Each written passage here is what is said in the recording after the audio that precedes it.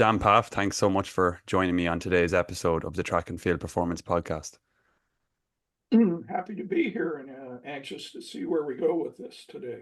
Yeah, I'm wondering, do you actually listen to much podcasts as a form of kind of, I don't know, professional development, if you will? Because I know that, literature is a thing that you're big on, but as we kind of evolve with our forms of education nowadays, I find myself just as a young person, that's kind of my main go-to source. I'm interested to know about yours.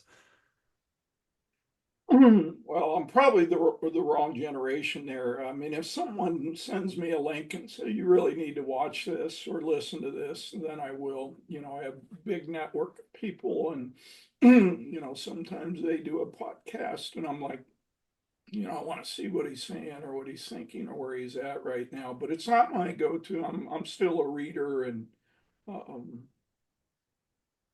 I don't do long commutes now, so that's another opportunity to do that. So basically, I drive to the airport and back, or to a training track and back, and so I really don't have the time to just sit there and go through podcasts. Unfortunately, I guess. Well, I can see the amount of books sitting behind you, and this is an audio only podcast, but trust me, people, there are a lot there. So I think that sets us up for a conversation that I was wanting to have to kind of kick things off, and that's something I've noticed about yourself and the way you talk about training, and just pretty much any topic that you get stuck into is that it's a very multifaceted, holistic approach. And I think with the majority of content that exists online in this day and age, it can appear very singularly focused. And I think it's really refreshing to have sources like yourself and the other guys like Stu at Altus that really make us, look from a broad view. So I guess my first kind of question to you is, why do you think that's essential as coaches, and how can they do it, from your view? Well, I think in any endeavor, you need to step back and say, what are the components or areas of expertise that are needed, in this project.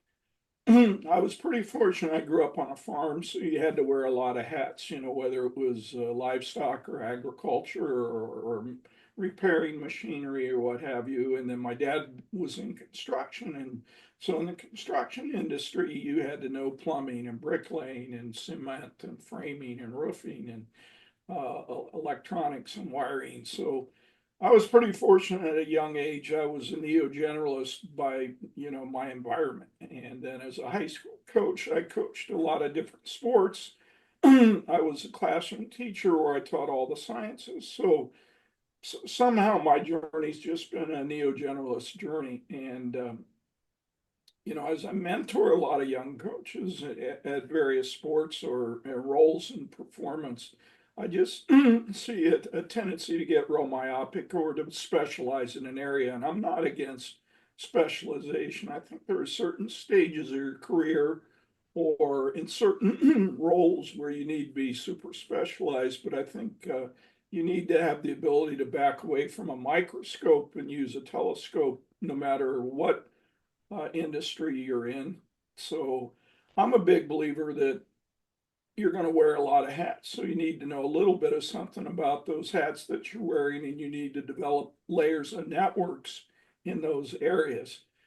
So pretty biased to the sciences. So I think you should have a firm grounding in the sports sciences, whether it's biomechanics or physiology, neurophysiology, sports psychology, sports medicine, all of these things so that you can have intelligent conversations with the team, around the athlete.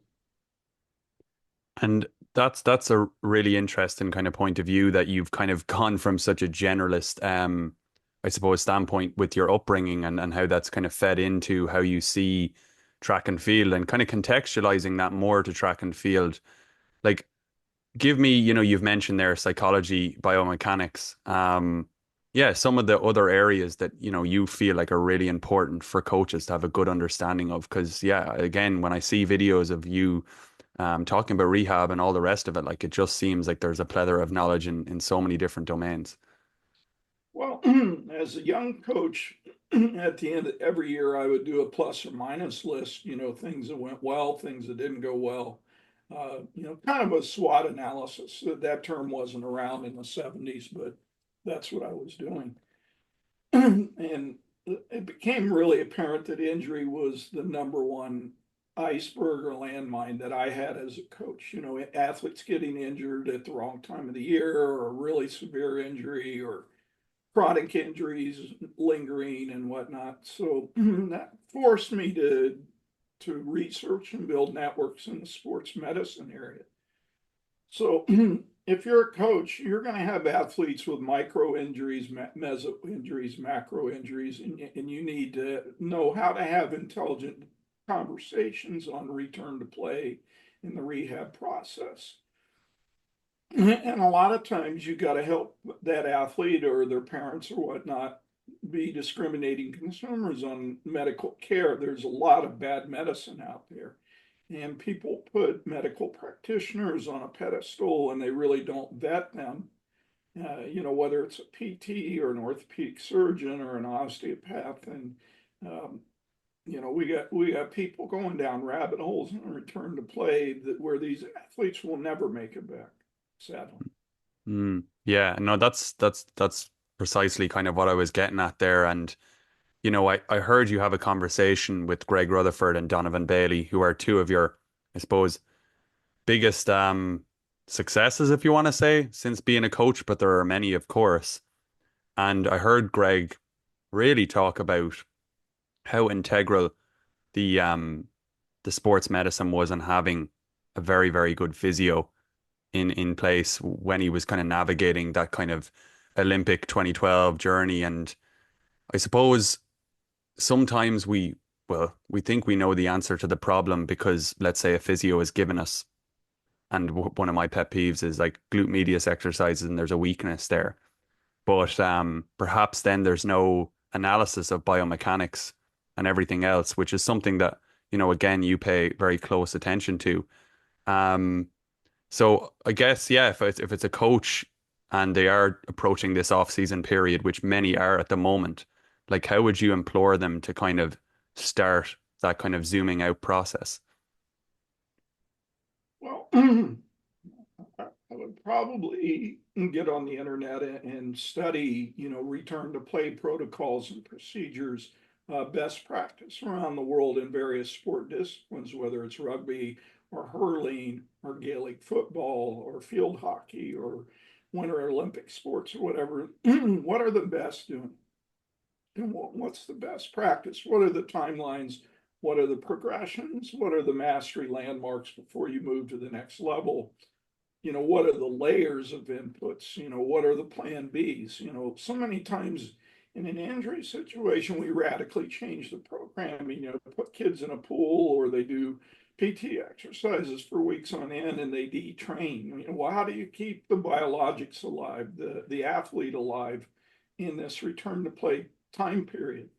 So I think one of the first things I would do is try to figure out what is plan B programming. What's the best plan B programming I can get when I incur an injury, no matter what the severity.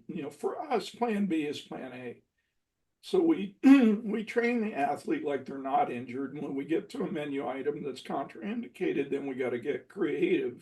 But we can't just say, well, we can't do this because otherwise we're going to detrain things and there's going to be a decay process. Yeah, just to put an anecdote to that, and it's one of your athletes that told me this before, a former coach of mine, Glenn Smith. So I think he had a really bad calf injury while he was with you, and told me he came down to the track a day later, 2 days later, and he was all booted up and things like that and impeded. And you told him, what are you feeling so sorry for yourself for?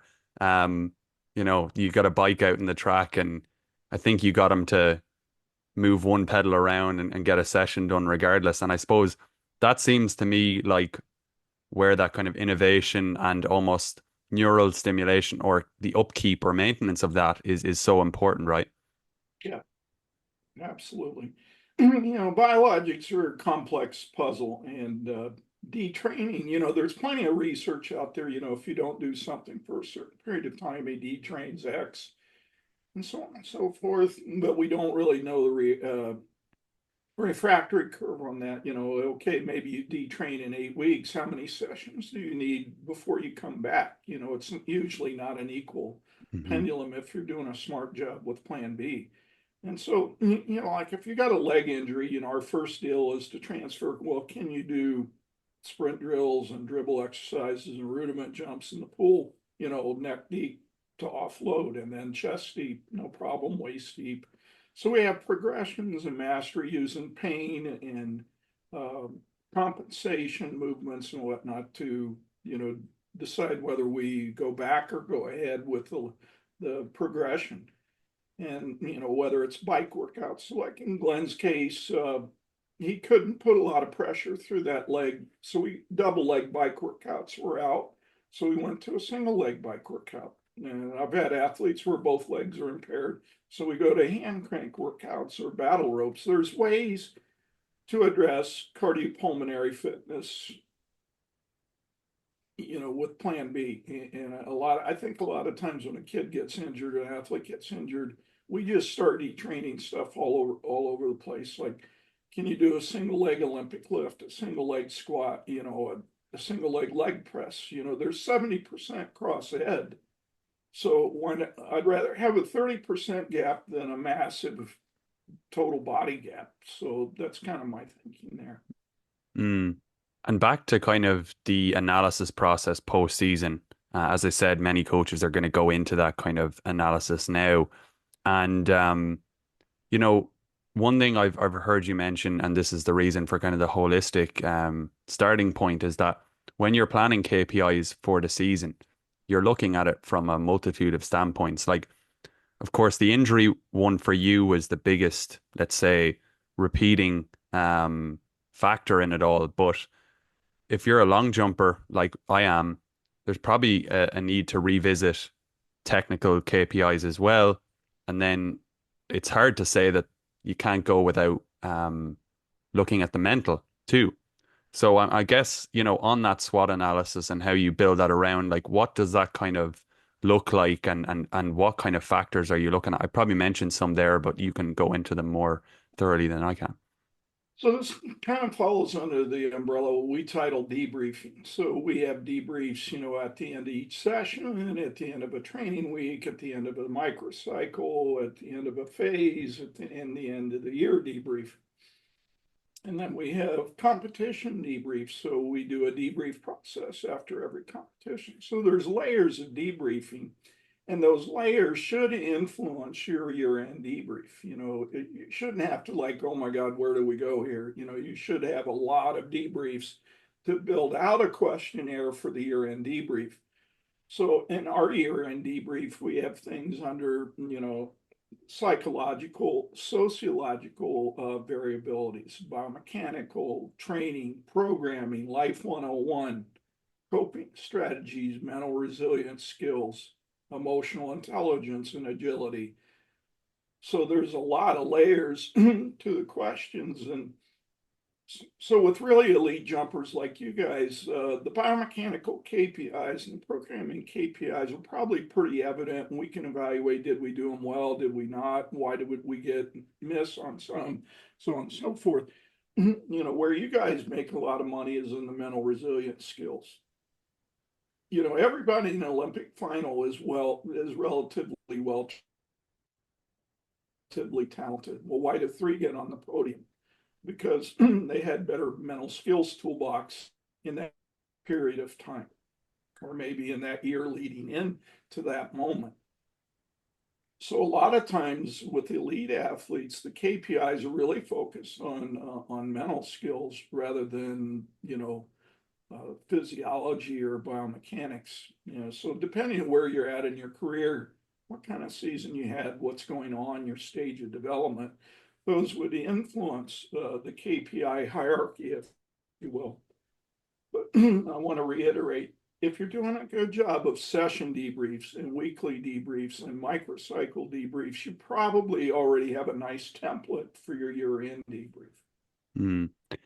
And that kind of brings me to, yeah, the determining KPIs throughout the season, because as you said, come up with all these menu items for the year ahead, but in reality, things change much more frequently than a 12-month basis. And so, yeah, is it a matter of kind of having that open discussion with the athlete often enough so that, new themes, whether it is in some cases the athletes that I work with and myself, we have other obligations outside of track and field. So you really have to understand how that's influencing the performance as well. Yeah, so say you're coaching an athlete that's in a very rigorous academic setting and they have a big period of exams or a big period of papers and research coming ahead. You've got to change your programming. There's only so much energy in in the batteries. So maybe you go to a 3-day rollover type programming during that period rather than train 5, 6 days a week. So I think KPI should be a very fluid process, and that's why I'm a big believer in systematic debriefings, because a lot of times we think we know the KPI ranking and we assume the athlete does too, but then you have the debrief meeting and you see like they're not on the same page. Mm. It So just I goes to can't sh tell you how many times I've had a weekly weekend debrief and we agreed that this was number one, this was number two, this was number three. And I'll open it up and say, what were you really focused on this week? And it was item number 10. Mm. So, is everybody singing from the same hymn book? I think is a super important um, analyses, if you will, in the KPI process. Nowadays as well, like I think athletes, this is from my experience, and I fully agree with you there, that there's so much content out there. Again, I could go and watch an Instagram video and I'll see someone doing low heel recovery, emphasis, block starts, and suddenly I've created a new KPI that, wasn't really discussed prior, and that's influencing what the athlete comes in and tries to do that day, especially if it's like a remote setting, you might not have particular eyes on them, but you're kind of seeing a different kind of set of habits play through there, and it's so important to kind of remind them of, like, let's say this is why we're doing this and this is why it leads to X, position, and why that might be distracting from our goals. And I suppose that just again shows how you have to kind of have those consistent conversations so that, I suppose, new habits don't become impediment to the KPIs that you've already set out. Yeah, exactly. Totally agree.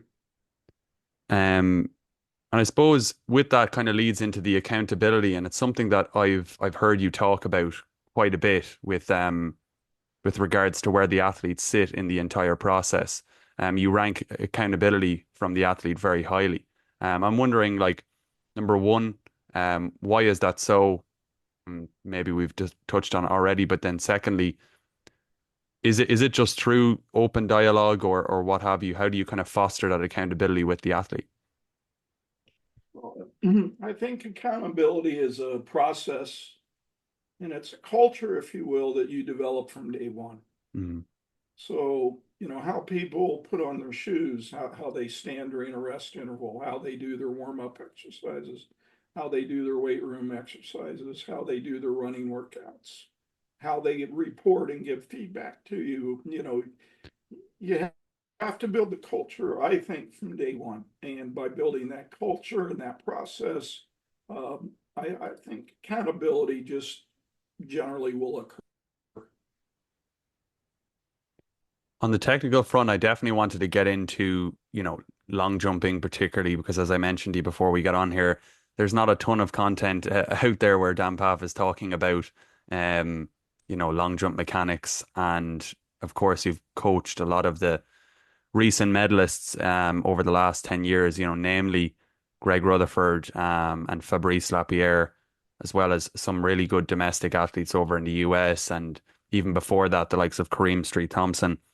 And I suppose, technical execution is something that obviously is driven by accountability, and how consistent that is of course down to the athlete.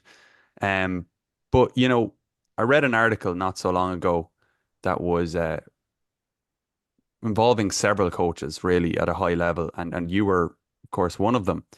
And they had these large testing batteries that seemingly were occurring, at the end of a training cycle.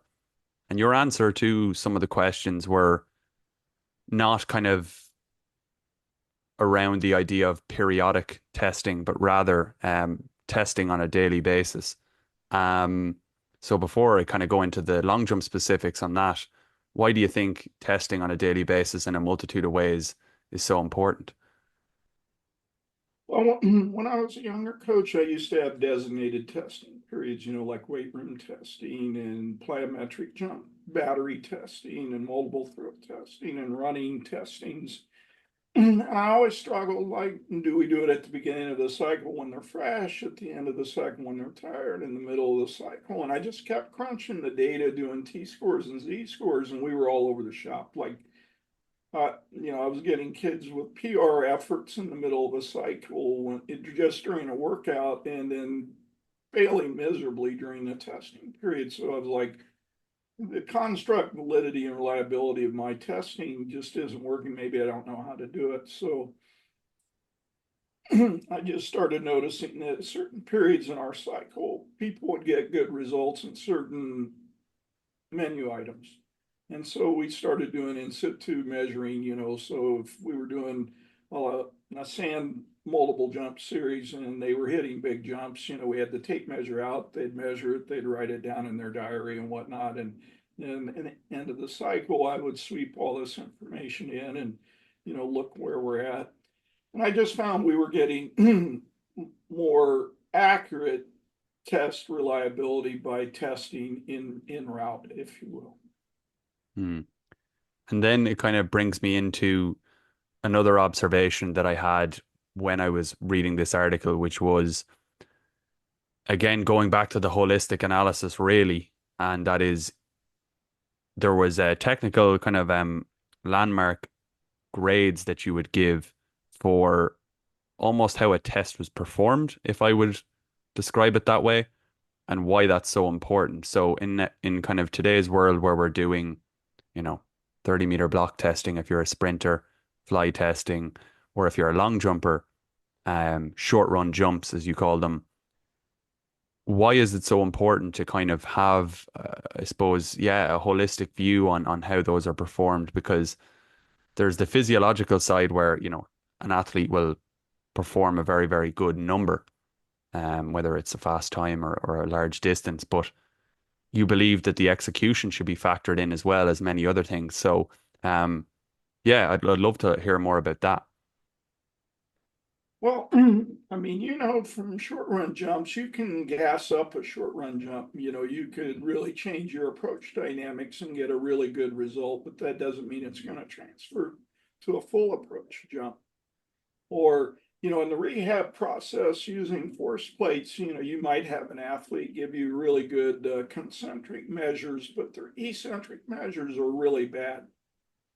So they gave you a nice output, but how they got that output wasn't very ingenious, if you will. So, those would be examples of, why quality of movement is so important. And with the kind of short run jump testing, would that kind of lead into, the KPIs that you've discussed in terms of with the athlete, or more so just holistically with the event? A little bit of both. So, like in a short run jump, we judge the quality of the approach. So, did they do the start in the acceleration zone well? Did they transition well? What were they like in the upright mechanics? Where were their steps? Like a 4-step coach's check mark, a penultimate distance to the board. Where were they at on the board? Along with how far do they jump? So we've got a lot of components that we're measuring on a short run jump and giving them feedback on. So, like with the really elite jumpers, they pretty much know how to do the approach and modify the approach on a short run jump compared to a long run jump. So there's usually not a lot of discussion there. So when they jump, I usually give them information like, okay, your 4-step mark was here, your penultimate was here, you were here on the board, and the jump was X. And then that starts the discussion, where was there the biggest error or biggest violation, and what could be the possible causes for that violation. I don't want to kind of necessarily get away from the topic, but when you're doing short run jumps, would you lay out the land markers, like you mentioned there, penultimate 4-step check marker for the coach? And even if you have a initial 6 stride check marker, would you do them just the same as you would a long approach, or would you remove some of them? Well, personally, I use those marks. Those marks aren't for the athlete. They're for the coach, or they're for video review with the athlete. Hmm. But yeah, I use those marks because that's where the mistakes occur. So the biggest violations of technical efficiency, in my experience in horizontal jumps, occur on stride length, stride frequency values over the last few steps. Whereas the penultimate, where are they at on the board, and then what is the net output? Now, if you got tech, I'd like to see what is the horizontal velocity, vertical velocity interface, but a lot of times coaches don't have access to that kind of technology. Mm, yeah. And I find that like with jumps, and I've gone down this rabbit hole myself, is that distance really does kind of lead the way for an assessment of, whether someone was you know, deeming it a success. And it can be easy to go down that path of chasing numbers through those types of I suppose tests, and then dismissing, how you got there, which ultimately I think plays havoc in the actual meet execution, or when you go back to a full run, you maybe have got disconnected from, as I said, the KPIs, or the landmarks for a good position, which will be much needed at the full approach. Well, I think trendy right now in social media, to focus on the process now and not outcome. But then when the rubber meets the road, are we really doing that? So, you know, if all you're worried about is how far you jumped on that jump, to me, that says you're outcome bias and you're not really giving much respect to the process. Hmm. Yeah, and then the process is kind of it's a trendy word, but it's not clearly defined, and I suppose we're not always as self-aware as we need to be in order to, I suppose, really analyze ourselves whether we were process oriented. Because again, if we're coaches or we're athletes, we only have a limited knowledge of, let's say, psychology, um, our emotional kind of state, and all the rest of it. To where, yeah, it's very simple to just whack a tape out and say, yeah, this was good, this was bad. But in reality, you can create a lot of habits. And if you're not debriefing often, those habits, as I said, whether you're looking at social media or you're performing it yourself, ultimately leads you to developing a new behavior set. And I think that can be very difficult to, I suppose, observe and realize for yourself if you're an athlete or coaching yourself, or someone who doesn't have yeah, eyes on you all the time, that again, you're deeming a performance outcome as the mean of success. Yeah. You know, you've coached a lot of jumpers, and I mentioned some of them already, and I think they're actually very unique cases in some ways. That, you coached Fabrice Lapierre for a time there, and what I noticed pre kind of um I suppose pre-performances with yourself, and then when he got to you, is that kind of trajectory at takeoff was a bit more horizontal than prior. And I know that you also worked with Kareem Street Thompson, and he got extremely fast when you worked with him.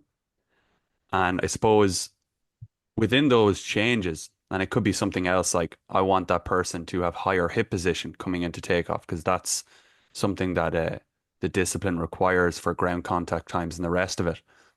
But how do you, I suppose, manage those individual cases when someone has lost the feel for their takeoff and where they were accustomed to it, um, when they've increased speed, or when they've heightened their hip position, or they were used to a certain trajectory before? Well, I'd love to tell you I got the formula, but I don't. In In Kareem's case, we got him a lot faster, but we destroyed his jump.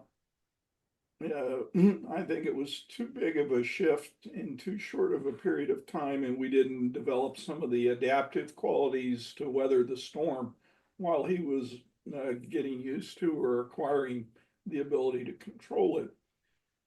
Fabrice was a little bit easier because his errors were runway inconsistency, and he would always get jammed on the board. So he would over lower and sit on the penultimate in order to be accurate. And when you over lower, you're going to go up.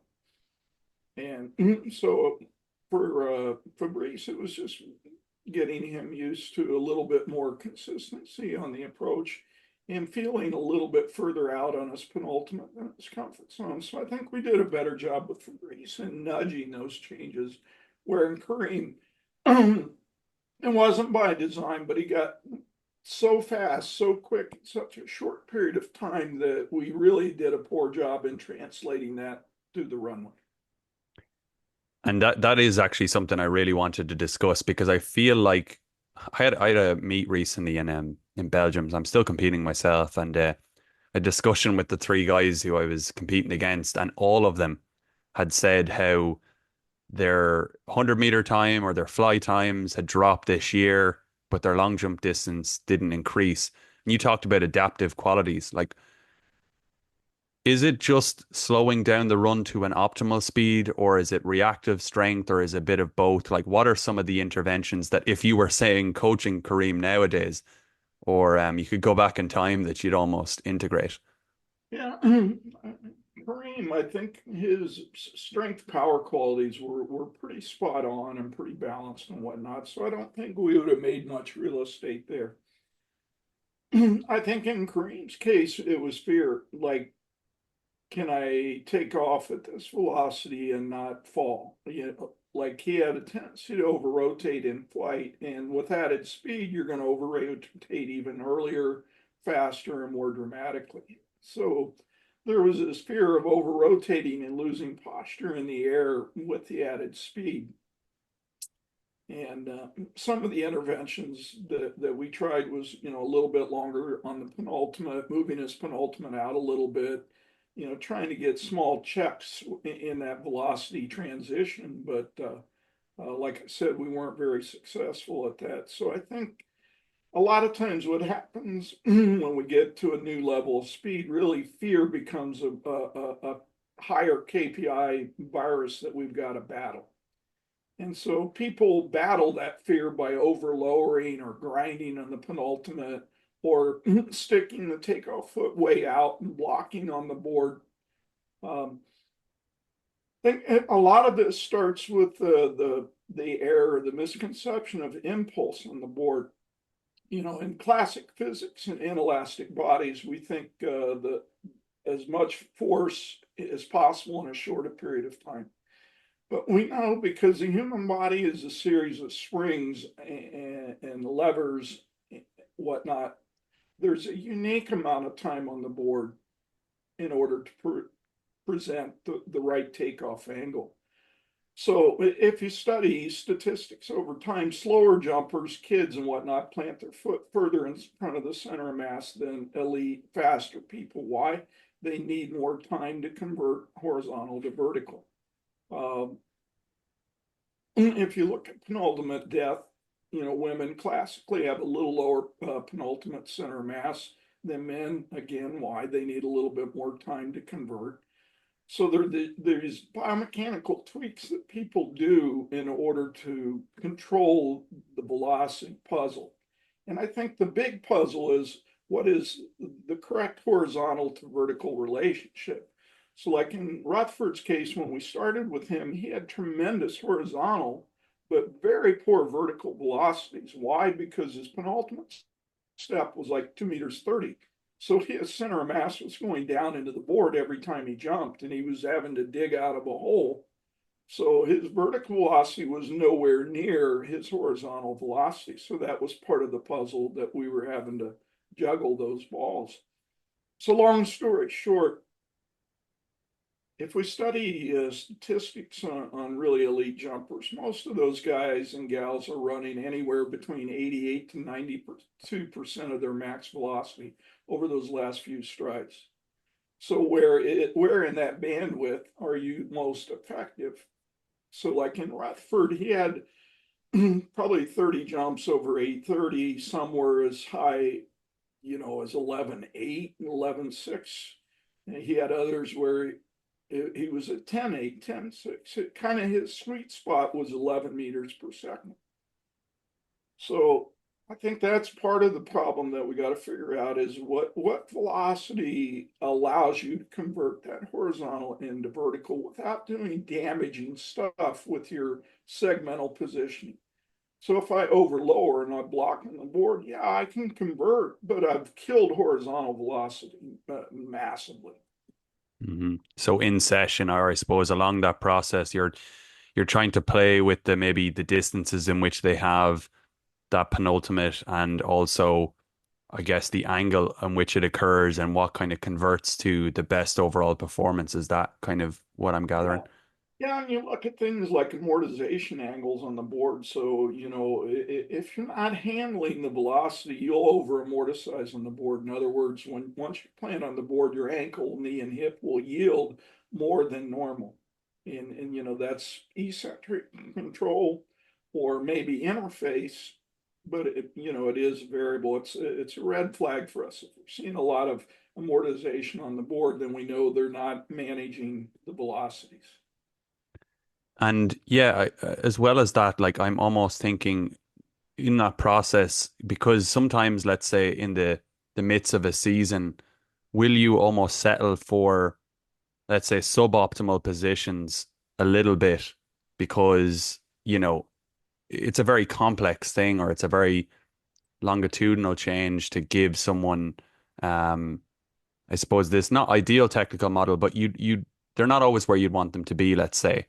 So is it somewhat like nudging and keeping them where they're comfortable so long as performance is good, um, but at the same time you're not letting them settle in the kind of position that they once were in, because ultimately it Yeah, is. I think that's the art of coaching is, what is the incubation period you need for change? With some people, it's a couple of days or a couple of sessions. For some, it's a few months. For some, it's a few years. Like with Donovan Bailey, for example, in the 100, his race distribution model took about 3 years for him to get comfortable with it and be able to execute it consistently. Where Bruni Certain came to us, and within months, he understood the race model. So understanding concepts, and some of it's how embedded is the virus.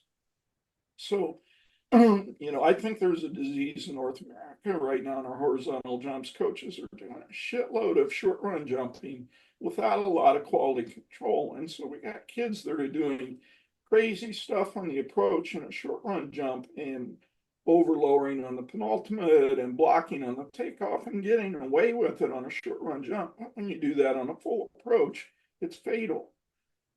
So I think nudge, yes, but quality control always. Mm. So that takes the coach to know what the bigger kind of, I suppose, larger view or the end goal looks like in order to kind of say, this isn't good enough, or this is good enough for today. But in reality, the athlete must know we're here right now, but we want to get to here. So don't take your eyes off the prize, so to speak. Yeah, I think you're always doing a risk reward or cost benefit analysis on a lot of these things. So, is this strategy they're currently using increasing injury risk? That would be a red flag. Hmm. Is it possibly grooving a performance ceiling? That would be a red flag.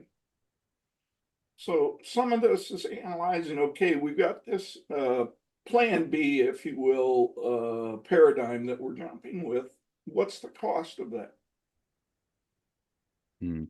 Yeah, because I will say that you can, and this is exactly why I felt like it was so important to talk about, the holistic view. You'll see athletes talk about, oh, I've patella tendonitis. It's been at me all season. And then you see how they jump, and it is that kind of blocking style where the foot is way out in front, the hips are over lowering in the penultimate, and of course, subsequently there are injuries, and so you do have to be a bit more immediate with the intervention there, don't you?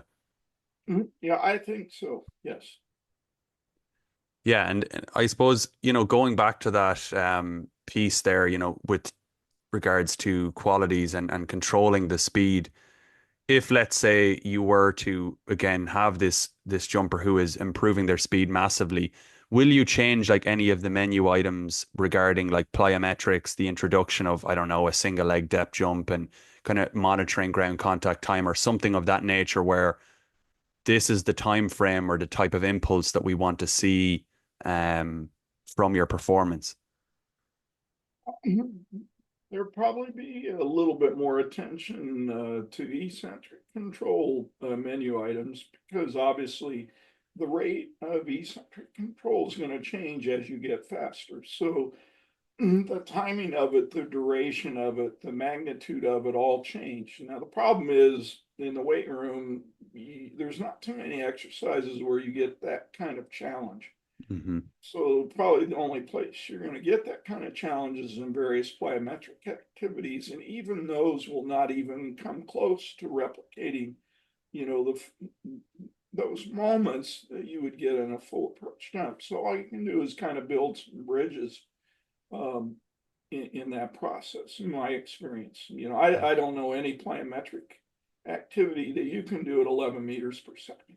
Right. And with that, like the program, I'd imagine, let's say if an athlete has got particularly fast and you've kind of stuck to your main rocks with regards to programming to that point, let's say on a weekly basis, you're doing acceleration, you're doing flies, and you're doing an approach run day. You've got your standard kind of, I suppose, yeah, big rocks. But then here we have an athlete who's increased their fly time and they've increased their velocity into the board a lot. Do you then get flexible with, okay, yes, you say more, I suppose, emphasis on eccentric control, but then there's probably a need to rehearse the jump a little bit more, or better yet, do more runway work or something of that nature? Like, what kind of flexibility would you Well, adopt there? totally agree. So we do our approach work. We always do a modified takeoff. So the athlete comes down and they set up the jump and they leave the board just like they would in a jump, but they land running through the pit. They don't Yeah. go through the. So that takes away that fear of over rotation and in air dynamics and landing dynamics. So it's a bridge.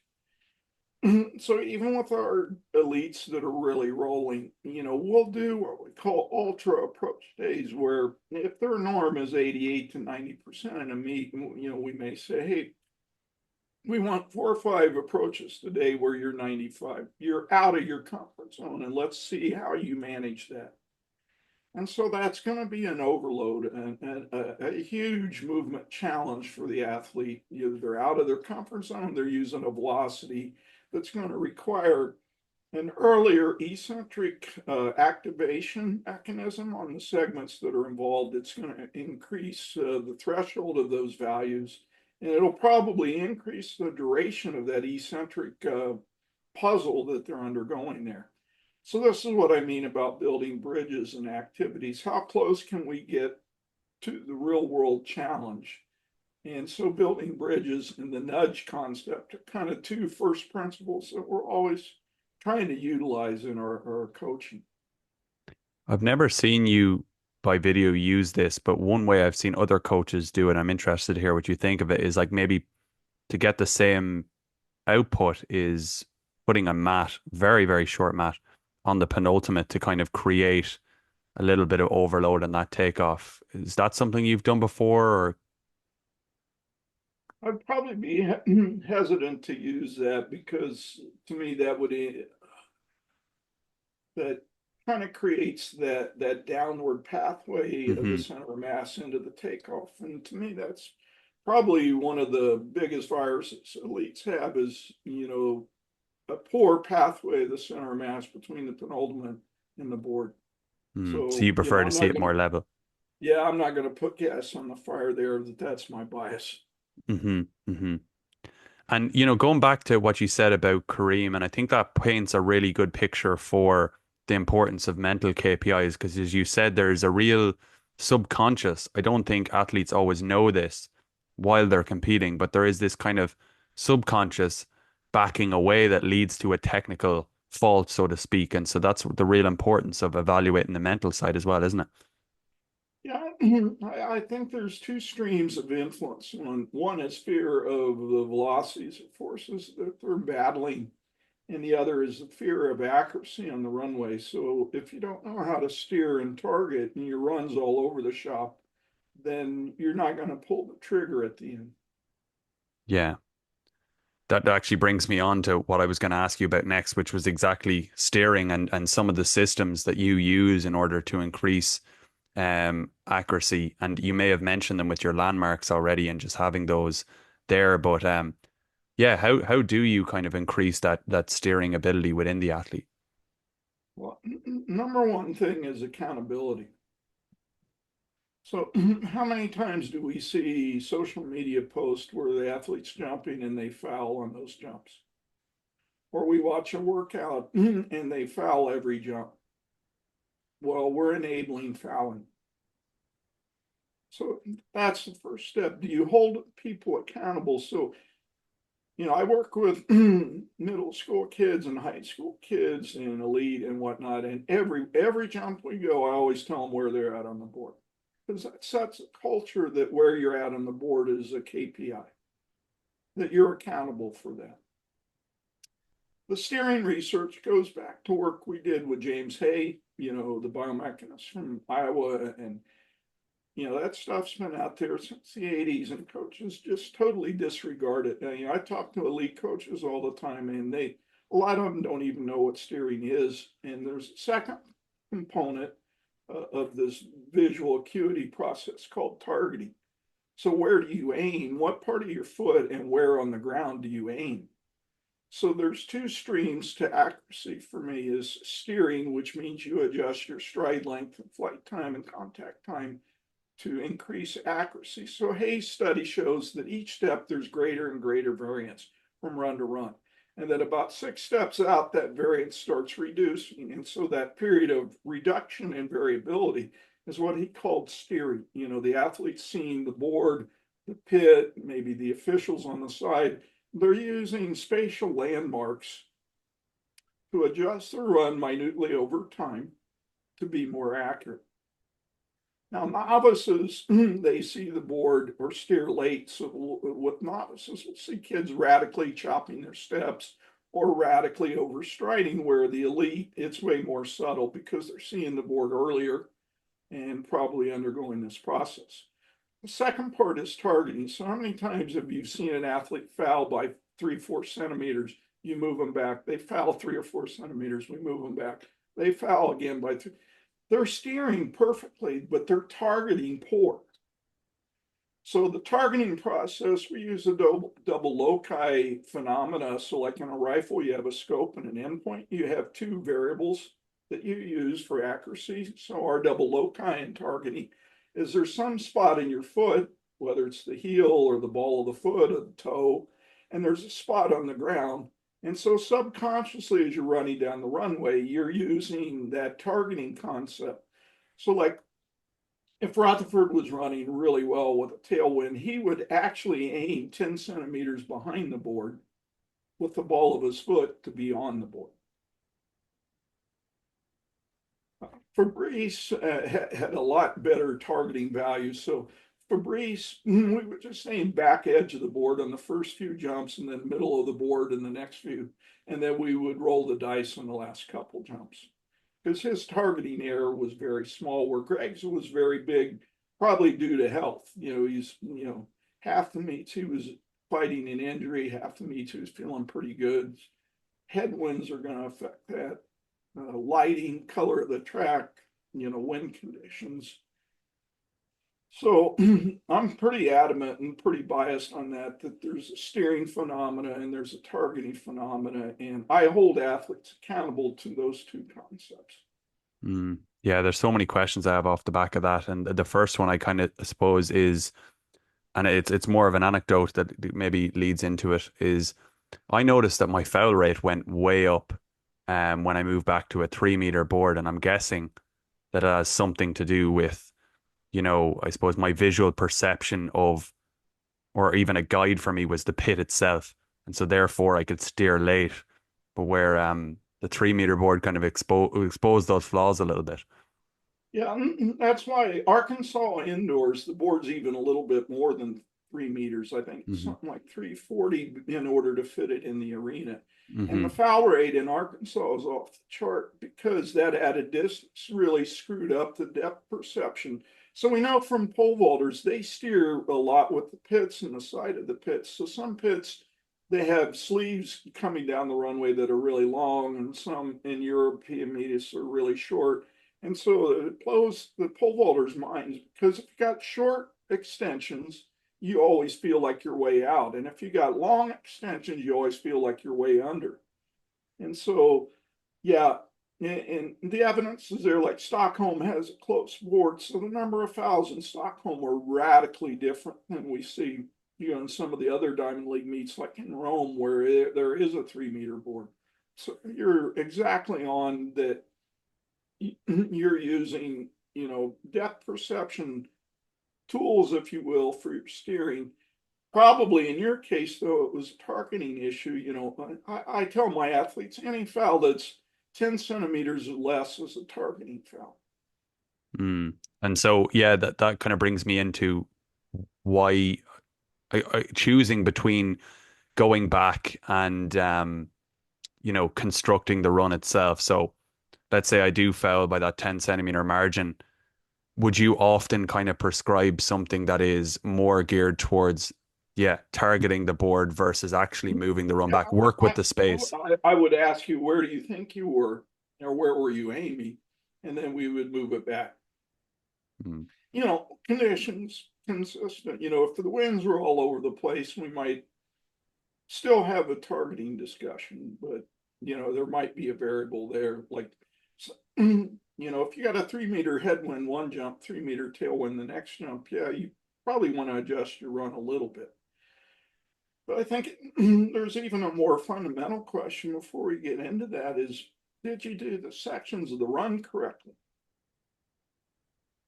So if you normally drive for 4 to 6 steps in transition over 3 to 4 steps and then run upright the rest of the way, and you got the crowd behind you, you got really excited and you drove halfway down the runway before you stood up,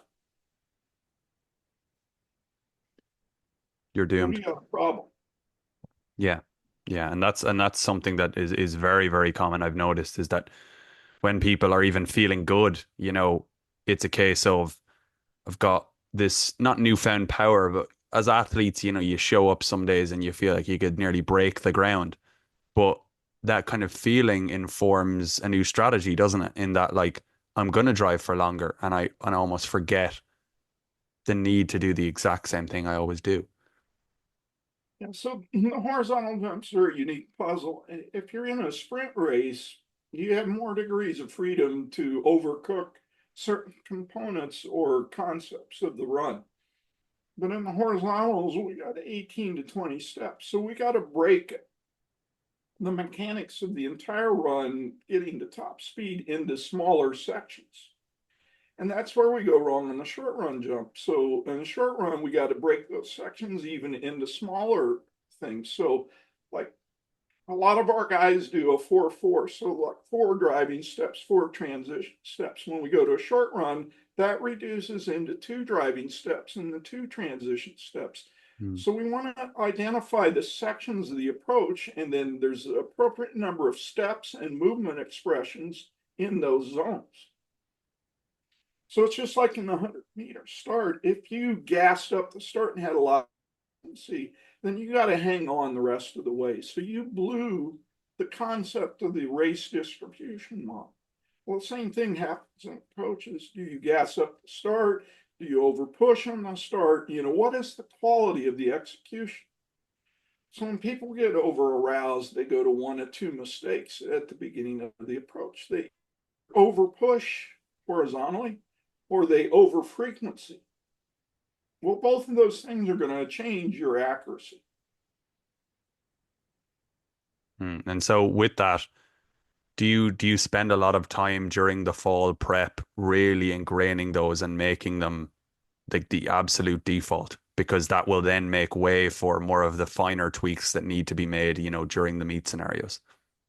Yeah, my experience, you don't know what you don't know. So I'm going to make sure that my horizontal jumpers or jumpers in general know the phases of the approach and know what to do in each one of those phases. They're going to have the ability to do the essentials in each phase of the run. So their initial step, are they using a stationary start, a walk, a jog in start? Let's be consistent. Can you hit that go mark with whatever start you coach consistently? And then how many steps are you applying tremendous horizontal forces? How many steps are you using to transition to more vertical force production? How many steps are involved in your upright sprinting? How do you prepare for the takeoff? All of those are sections of the approach that, I want to make sure they know the ABCs for each zone of that approach. So it would be fair to say if an athlete, and I remember them saying this to me before, is all tracks are just tracks, and you know that mindset is one in which I suppose gets you out of this over analysis or maybe even accountability to the fact that you didn't do your job. But from what I'm hearing you say, that doesn't really fill in the complexity of the picture and how humans process what's, their environment is. Well, all I can do is give you case study of 50 years, of a lot of collection of data and analysis and all that. And, when I see a bad approach, I usually see a glaring violation somewhere in the sections of the run. And if the sections of the run are pretty copacetic, then I usually see a violation in targeting. With the elite, those are the two buckets where I see things go wrong. hmm hmm Yeah, and just for reference, I jumped on Arkansas runway 2 years ago and I fell out. And it was exactly as you say, kind of my depth perception, as much as I don't probably know that term correctly, it sounds exactly right in that I didn't know where I was on the board. I didn't you I was planting my foot thinking it was a legal jump and it wasn't.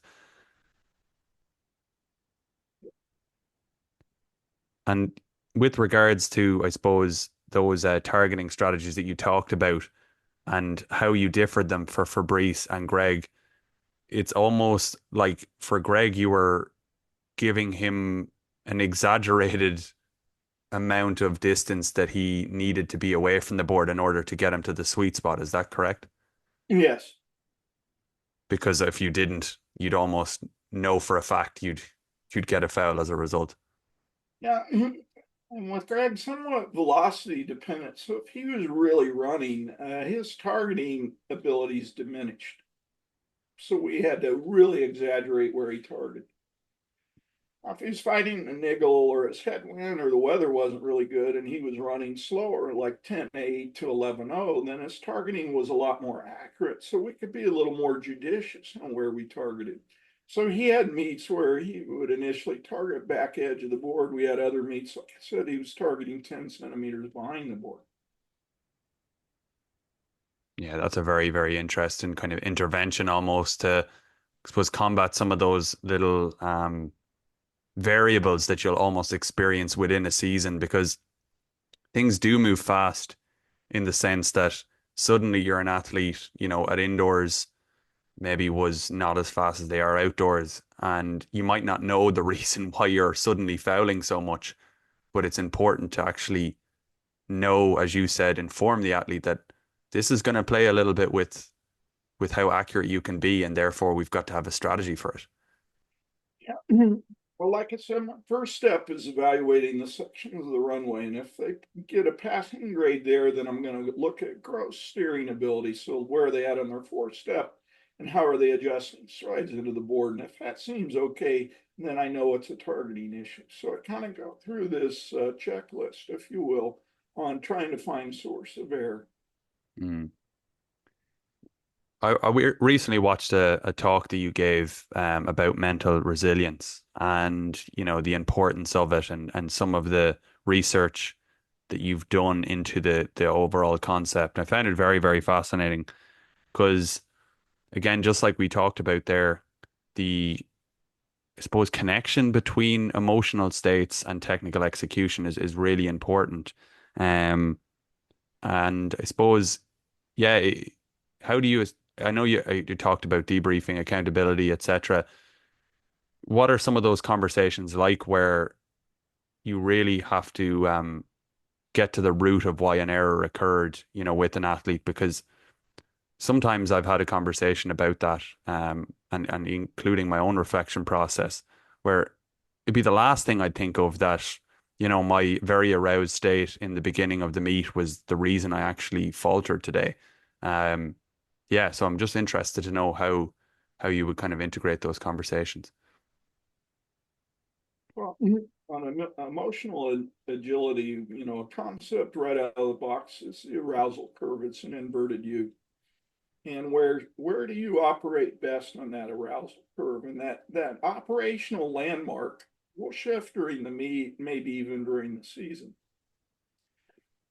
So coming up with skills and techniques to control arousal, that you're in the right spot of that arousal curve, is super important. Over aroused, you're in trouble. Under aroused, you're in trouble. How do you warm up? How do you do the approaches? How do you control yourself between jumps, between rounds? All of that is, what I call arousal control. And it could be other variables like diet and nutrition. Maybe you blew it, and so you're fighting some biochemistry problems. Well, what tools do you have to intervene when in a failing chemical environment on the arousal curve? So arousal is an anchor point, or a foundational principle that we identify, that we monitor, and that we talk about. Hmm. Yeah, and it's so interesting because I think again this goes back to the reason why coaches need to really understand like psychological principles in nature and how these can actually play a factor in, especially in a discipline. I don't know if you agree with this, but because of the complexity and the steering that's involved with long jump, it seems like those kind of variables, if not catered to, can really wreak havoc with the performance more so than the 100. But maybe I'm wrong about that. Yeah, I think the degree of technical refinement in the event, the more power arousal has on that. So some of the simplest events in our sport are long jumping and shot putting. So they look real simple. The ABCs aren't too complex. There's not a lot of variables, but emotion can either reward or destroy that performance. We know that. Hmm. Some Yeah. events, you're allowed to be a little bit more over aroused than others. So shot putters can be a little bit more over aroused, say, than a pole vaulter. Do you want a pole vaulter fired up, blowing snot bubbles and steam coming out of their ears, running down the runway on a gripping 520 pole and the bars at 6 meters? I don't think that's the arousal level you want. Hmm. Yeah, it's funny. Like I've had conversations before where, let's say, I've talked to athletes and maybe they've said like just go for it, just go for it. And it's a really like I think overly simplistic, I suppose, strategy to get a good performance out. And I find that if the task is really simple, let's say I'm going for a power clean PR, like I can get really, really amped up for that and lift the weight, and it will go a long way that I got aggressive and so forth. That same mindset of just going for it, so to speak, would not work if I was trying to, manage, as I said, the many variables that come with a long jump. Yeah. I suppose that kind of goes back to really why, where we started this conversation is that really getting clear on the KPIs and why the technical combines with the mental um, very, very closely and how that kind of needs to be a continuous conversation really as the season progresses. That's my belief. But again, like I said, I'm pretty biased on that. Yeah, no, I really appreciate that, Dan. And all the wisdom you've given me there on the steering and the audience, I'm sure as well as they're kind of tuning in here. Um, last couple of questions, Dan, is just, at the moment, are you coaching any horizontal jumpers at the moment? Are you kind of stepped away from mostly track and field as far as jumping and sprinting is? And yeah, what does that look like? I could have asked you that in the beginning, but I wanted to get straight into the conversation. Well, at age 70, I'm in semi-retirement, but I enjoy coaching. I coach 5 high school athletes in the area that are neighbors' kids. They're either baseball players or sprinters. I'm currently working with Jared Wallace, a Paralympic long jumper who Hmm. just broke the American record in the long jump. Work with Ben Goffler, a Swiss many-time national champion, Effiolo UK triple jump champion. So still have my hands in it a little bit, some of it direct, some of it, more advisement. Mm. And, you know, because you're at this stage in your career where obviously you've not only you're at the kind of mentoring now with many of the coaches, like what keeps you kind of going with regards to wanting to learn more and yeah, consistently seemingly refining um how you approach things every day. Like you could feel or many coaches would think at this point that you've completed it almost. Well, there's an old German saying that if you want a lake to remain pristine and clear, you need inflow and outflow.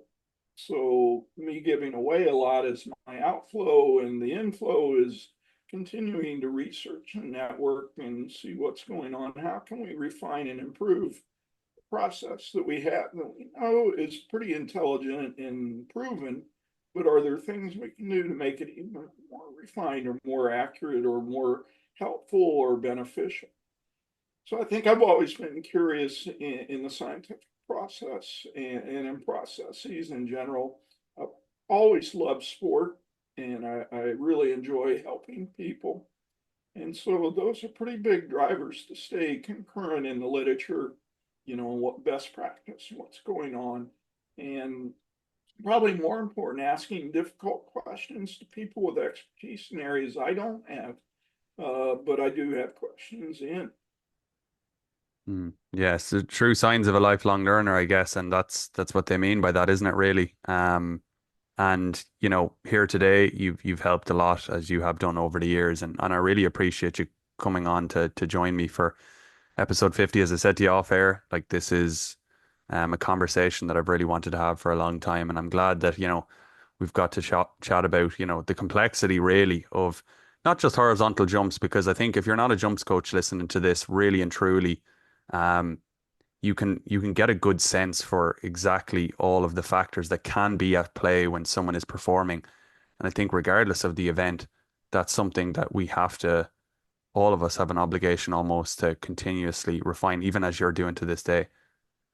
I think a foundational principle in coaching in sport is what I call ergonomic analysis, erg being a unit of work. So it comes from systems engineering, and by ergonomics, it's like what kind of work is going on in this process, the quality of the work, the magnitude of the work, the frequency of the work.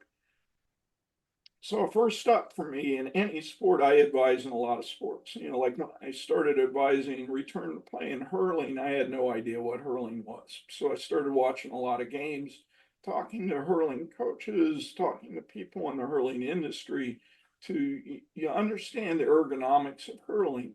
Basically you guys beat the shit out of each other with a club. You throw a ball really fast, and if it hits you, it really hurts, and there's a lot of skills involved in all of that. So that was my initial ergonomic sweep. And then you add layers to it, are you doing a ground pass, an air pass, so on and so forth.